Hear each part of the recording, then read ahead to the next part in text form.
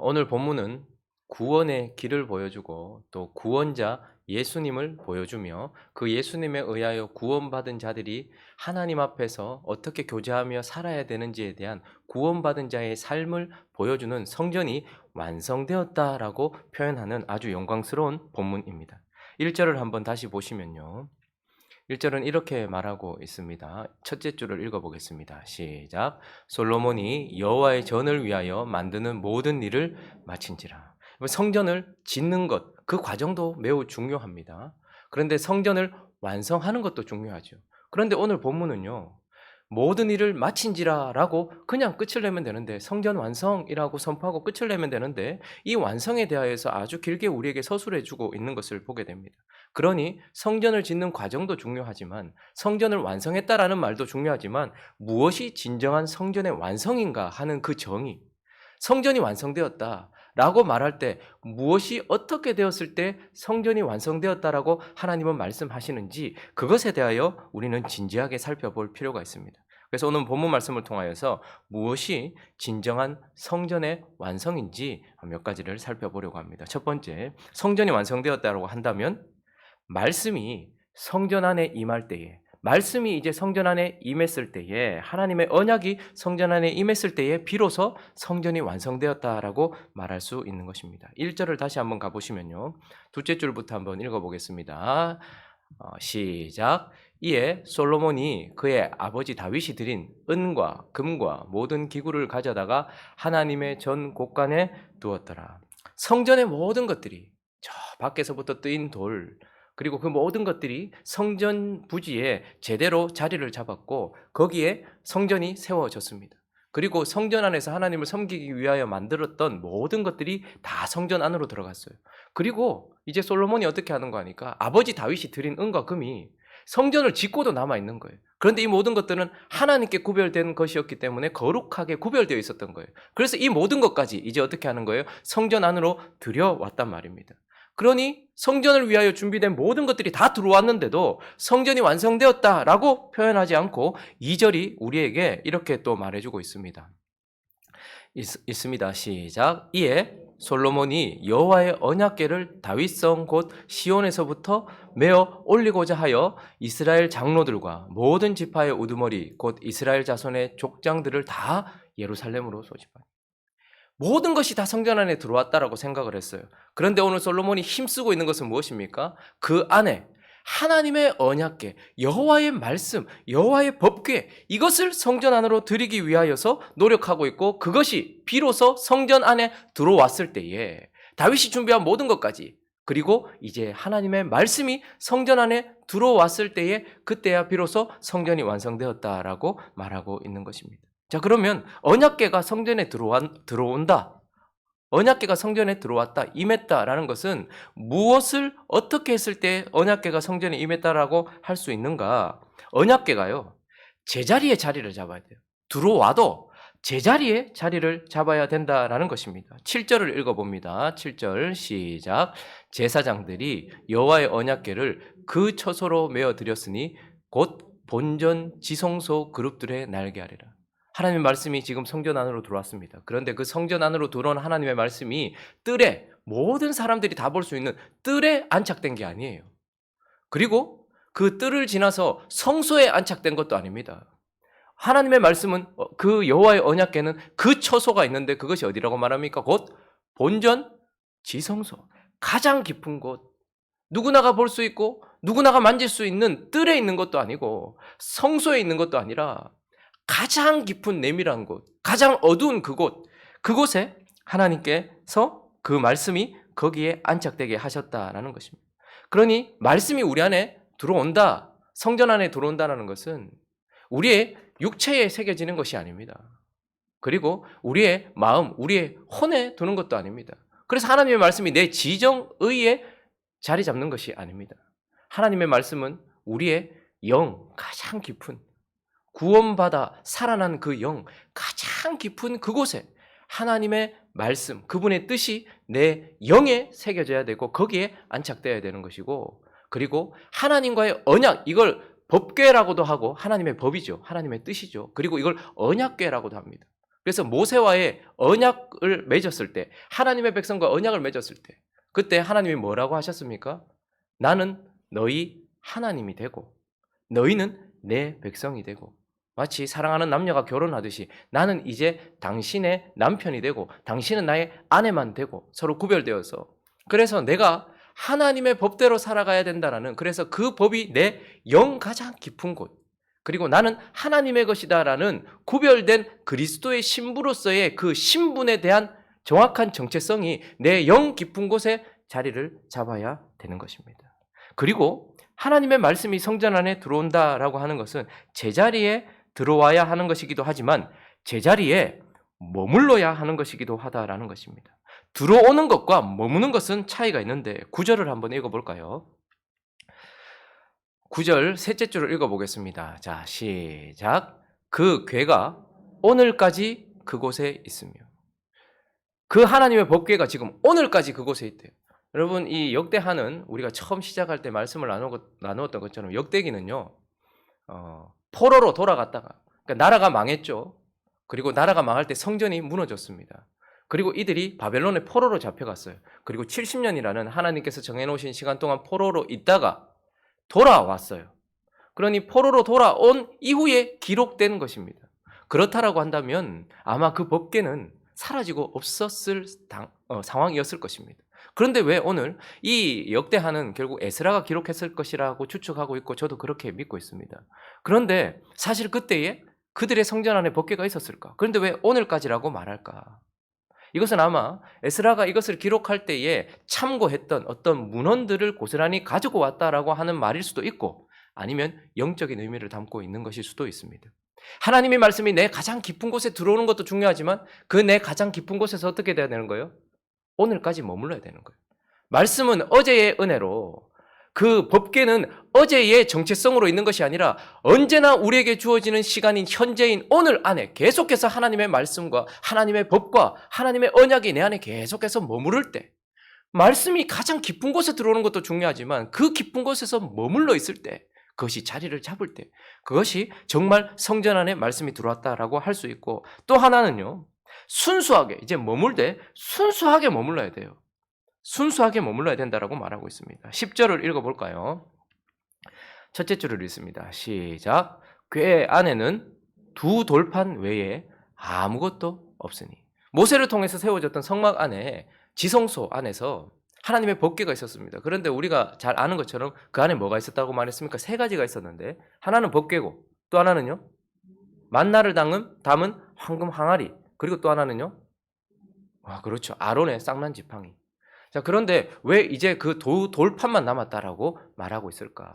아마 많은 시간이 지나면서 만나 항아리와 또 이 아론의 쌍난 지팡이는 아마 유실되지 않았을까, 잃어버리지 않았을까라는 추측을 하기도 하고, 또 한편으로는 성경이 법궤 안에는 두 돌판만 있고 법궤 앞에 항아리와 아론 지팡이를 뒀기 때문에 아마 법궤 안에는 이렇다라고 표현했을 수도 있습니다. 그러나 오늘 이 구절 또한 영적으로 해석할 필요가 있습니다. 역대기는 영적인 교훈을 우리에게 주기 때문이죠.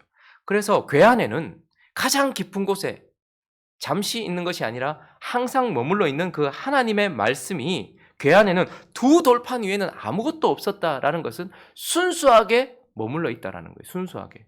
여기에는 사람들의 철학도 가미되어서는 안 됩니다. 우리들이 쌓아온 경험도 가미되어서는 안 됩니다. 하나님에 대한 자신의 경험을 바탕으로 한 신학도 거기에 함께 머물 수는 없는 것입니다. 그리고 교회 생활을 하면서 얻었던 많은 전통들까지도 그 안에 함께 있을 수는 없는 것입니다. 우리가 신앙생활을 하다 보면 하나님의 말씀이 우리 안에 들어와 있어요. 그런데 거기에 잡다한 것들이 섞여 있는 경우가 참 많이 있습니다. 가장 깊은 곳에 말씀이 들어왔고 그 법이 들어왔어요.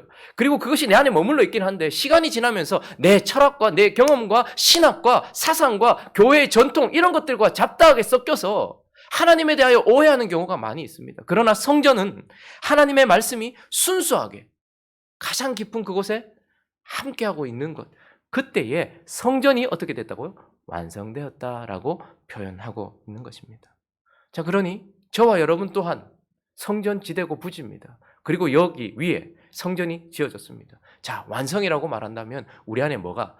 하나님을 예배하고 하나님께 봉사하고 구원의 길을 보여주고 예수 그리스도를 보여주는 모든 것들이 내 안에 들어와 있다 할지라도, 그래서 그런 것들이 보인다 할지라도 내 가장 깊은 곳에 하나님의 법, 하나님의 언약, 이것이 지금 오늘까지 순수하게 머물러 있을 때 이 성전이 완성되었다라고 말할 수 있다는 것을 기억하는 이 아침 되시기를 예수 그리스도의 이름으로 축원합니다. 또 한 가지를 더 살펴보면 무엇이 진정한 성전의 완성이라고 하나님은 말씀하시는가? 두 번째는 바로 하나님이 성전 안에 임할 때, 하나님이 성전 안에 임하셨을 때. 여러분, 성전 안에 있는 모든 것들이 다 거룩합니다. 왜요? 다윗 때부터, 아니 그 이전에 모세 때부터 하나님께 특별하게 구별하여서, 그래서 우리는 성전을 보았을 때 겉은 구별된 노수로 제조되어 있었습니다. 그 속은요 전부 금으로 제조되어 있었습니다. 안은 모두 다 금칠이 되어 있었단 말이죠. 그런데 성전의 금을 거룩하게 하는 것은 무엇입니까? 그 금 자체도 아닙니다. 성전이라는 타이틀도 아닙니다. 성전이 성전으로 완성되었다고 할 때 가장 중요한 것은 우리 안에 말씀이 임하는 것과 함께 이제 드디어 우리 안에 하나님이 임하실 때, 성전 안에 하나님이 들어오실 때, 성전 안에 말씀만 들어오는 것이 아니라 하나님이 들어오실 때, 그때서야 비로소 성전이 완성된 것입니다. 오늘 11절 말씀을 읽어보시면, 읽어볼까요? 시작. 이때에는 제사장들이 그 반열대로 하지 아니하고 스스로 정결하게 하고 성소에 있다가 나오매. 제사장들은 그 반열에 따라서 섬겼죠. 그런데 이 말씀을 가지고 들어오는 이 일은 이제 반열을 따라서 하지 않고 모든 제사장들이 반열과 상관없이, 순서와 상관없이 모두 스스로를 정결케 하고 언약궤를 어디로 집어넣은 거예요? 지성소, 그곳으로 언약궤를 집어넣었어요. 그리고 성소에 있다가 나왔어요. 그랬더니 14절 읽어볼까요? 14절 시작. 제사장들이 그 구름으로 말미암아 능히 서서 섬기지 못하였으니 이는 여호와의 영광이 하나님의 전에 가득하며. 놀라운 일이 다시 한번 일어난 것입니다. 모세 때 일어났던 그 일이 지금 하나님께서 솔로몬을 통해 지으신 이 성전에 임한 거예요. 여호와의 영광, 구름, 이것은 하나님의 임재를 상징하는 것이죠. 그것이 전에 가득했다는 것은 그 전을 무엇이 채웠다는 거예요? 금이 채운 것도 아니고 다른 기구들이 채운 것이 아니라 하나님이 그 전을 가득 채우셨다라는 것입니다. 그러니 성전이 완성되었다고 한다면 이전에 하나님이 들어오셔서 가득 채울 때 성전이 완성되었다라고 하는데, 자, 그런데 왜 하나님이 이 순간 그때에 13절도 보면 그때에 여호와의 전에 구름이 가득했다. 그때는 언제입니까? 물론 말씀이 그곳에 있어야 될 그곳에 들어왔을 때입니다. 그러나 11절과 14절 사이에는 또 다른 내용을 우리에게 소개해주고 있는데, 왜 하나님께서 거기에 이제 임재하셨는가? 말씀이 그 속에 들어왔기 때문이기도 합니다. 그러나 12절을 읽어보겠습니다. 12절, 13절 있습니다. 시작. 노래하는 레위 사람 형제들이 다 세마포를 입고 제단 동쪽에 서서 재금과 비파와 수금을 잡고 또 나팔 부는 제사장 120명이 함께 서 있다가 나팔 부는 자와 노래하는 자들이 일제히 소리를 내어 여호와를 찬송하며 감사하는데, 나팔 불고 재금 치고 모든 악기를 울리며 소리를 높여 여호와를 찬송하며 이르되 선하시도다, 그의 자비하심이 영원히 있도다 하매 그때에 여호와의 전에 구름이 가득한지라. 성전이 완성되고 하나님이 임하시는 그 순간은 말씀이 그 속에 들어와서 자리를 잡았을 때이기도 하지만, 이제 모든 제사장들과 레위인들이 어떻게 하는 거예요? 그들의 모든 것을 가지고 하나님을 뭐 했을 때? 높이고 찬양하고 감사했을 때. 찬양이라는 것을 단순하게 생각한다면 우리가 하나님을 기뻐하는 것입니다. 하나님을 사랑하는 것입니다. 하나님을 높이는 것입니다. 하나님으로 만족하는 것입니다. 여러분은 어디에 가고 싶으세요? 우리가 살다 보면 많은 곳에 가게 되기도 합니다. 그런데 가장 좋은 곳은 어디입니까? 나를 기뻐하는 곳, 나를 좋아하는 곳, 나를 인정해 주는 곳, 하나님이 임하시는 곳은 어딜까요? 말씀이 있는 곳, 그곳으로 하나님이 임하시는 것도 맞습니다. 그러나 더 높은 단계는 무엇입니까? 그 말씀을 주신 하나님을 기뻐하는 것. 저는 집에 들어갈 때마다 요즘에 되게 좋아요. 왜냐하면 애들 3명이 제가 집에 들어갈 때마다 장난치고 좋아해요. 아빠가 온 걸 좋아해요. 아빠하고 장난을 치고 아빠하고 저를 좋아하고 반겨줘요. 하나님이 가장 임하시는 곳, 하나님이 가장 기뻐하시면서 임하시는 곳은 어딜까요? 하나님의 말씀이 있는 곳일 겁니다. 그런데 그 말씀을 주신 하나님을 찬양하고 높이고 받들며 함께하고 싶어하는, 하나님을 사랑하는 그곳으로 하나님은 임하고 싶으신 것입니다. 그래서 말씀이 그곳으로 들어오고 모든 자들이 하나님을 기뻐하며 찬양했을 때에 하나님이 어디에 임하시는 거예요? 성전에 가득히 임하시는 것입니다. 13절을 보시면 또한 그들이 하나님을 높였기 때문에 하나님이 그곳으로 임하셨고, 그래서 성전이 완성되기도 했지만 13절은 또 보면요, 중요한 한 단어를 우리가 보게 되는데, 나팔 부는 자와 노래하는 자들이 어떻게 소리를 내었대요? 일제히 소리를 냈다라고 말합니다. 여기 이제 찬양을 인도하는 레위인들과 특별히 찬양 인도자들 있죠. 아삽, 여두둔, 이런 사람들이 있죠. 헤만. 그런데 사실 이 사람들은 다 각자 자기의 처소에서 찬양을 했습니다. 아삽은 시온 법궤 앞에서 하나님을 높이는 사명을 감당하고 있었어요. 그런데 헤만과 여두둔은 또한 기브온 산당 따로 있었죠. 기브온 산당에서 하나님을 높이고 24시간 하나님을 찬양했었어요. 다윗에 의해 그렇게 세워졌거든요. 그런데 놀랍게도 이제 그 모두들이 함께 모여서 한 자리에서 한 하나님을 일제히 높이고 있다라고 말하고 있어요. 여호와를 찬송하면서 감사하는데. 그리고 또 120명의 나팔 부는 자들과 함께 모든 악기들이 일제히, 이 말은 한 마음으로 하나가 되어 한 목소리로 한 분 하나님께 찬양한다, 이런 뜻입니다. 그러니 우리 안에 있는 모든 것들이, 거기에 있는 모든 지도자들과 모든 백성들이, 모든 레위인들과 함께 하나님을 한 목소리로 한 마음으로 찬양하고 있는 거예요. 하나님이 언제 임하시는 것입니까? 우리가 하나님을 기뻐할 때에. 하나님의 말씀이 있지만 이것을 그냥 억지로 받아들이고 어쩔 수 없는 임무로 하는 것이 아니라, 그 말씀을 주신 하나님, 나와 결혼을 해주신, 나와 연관이 되어주신 그 하나님을 기뻐하면서 찬양할 때, 특별히 더 내 안에 있는 모든 것들이, 나의 육이, 나의 영이, 나의 마음이, 나의 지정의 모두가, 내 삶 전체가 하나님을 높일 때, 그때 하나님이 기쁨으로 우리 가운데 가득 임하신다라고 말씀하는 것입니다. 그러니 하나님이, 우리가 하나님을 기뻐하며 일제히 하나님을 높일 때 하나님이 성전에 임하시고, 하나님이 가득 성전에 임하신 그 순간을 성전이 완성되었다라고 우리에게 말씀하고 있는 것입니다.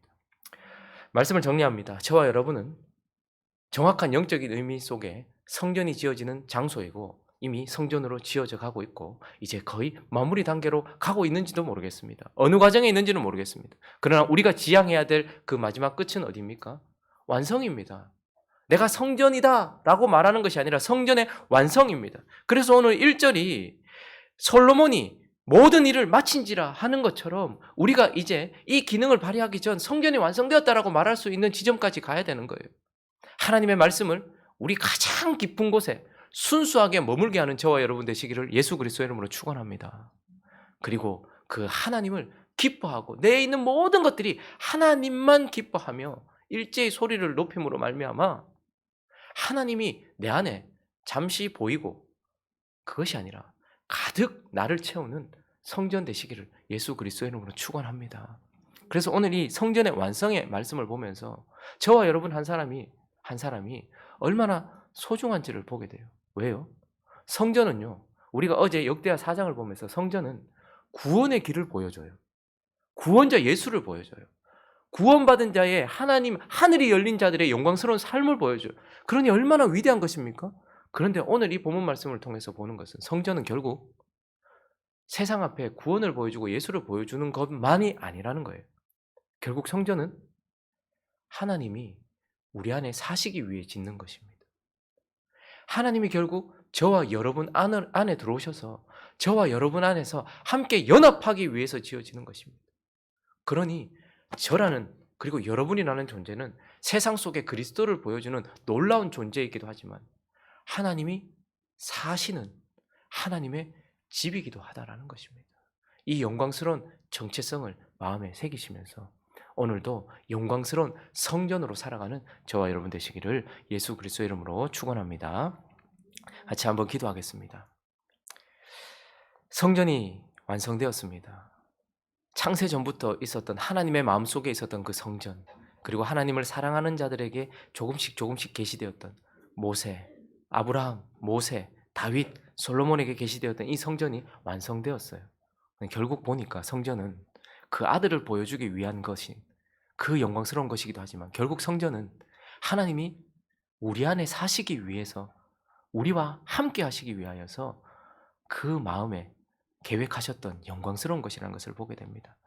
우리의 정체성을 잘 기억하게 하시고 내 가장 깊은 곳에 순수하게 그 말씀이 오늘까지 머물러 있는 성전 되게 해주시고 하나님이 내게 가득 채워져 있는 성전 될 수 있게 해달라고 기도할 때 성령으로 충만하게 해주십시오라고만 말하지 말고 충만할 수 있도록 내가 하나님을 충만하게 사랑하는 우리가 되어줄 수 있게 해달라고 또 행복한 우리 교회를 위해서 또 연말에 있을 또 공동의회와 또 여러 가지 각자의 기도 제목들을 가지고 함께 기도하며 나갑니다. 기도하겠습니다.